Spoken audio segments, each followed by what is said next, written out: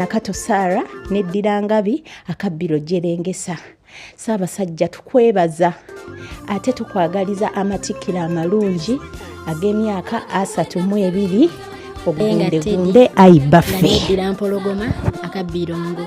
Ayi Ssaabasajja Kabaka ffe abavubuka bannabitone tukwagaliza amatikkira amalungi ag'emyaka 32 era ne tukusabira Mukama ayongere okuwangaaza okuma Obuganda. Erinnya Jita Abubeka Mapala neddira Nvuma akabbiro kati Nvuma nga nsibuko ali Kyaddondo ayi Magulu Nnyondo.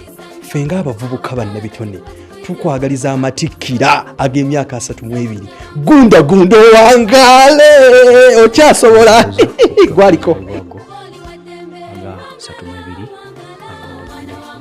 era abente sibamegga ab'Engabi ebanzaala y'emmange myaka 32 ejja baffe Ssaabasajja Magulu Nnyondo ng'oli ku Namulondo.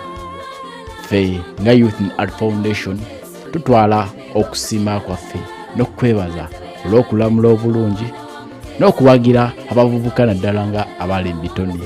Tulaba mu Bwakabaka emirimu bagikoze basapotinze abavubuka abalina ebitone abateerawo ministry namba nenaffe aba firimu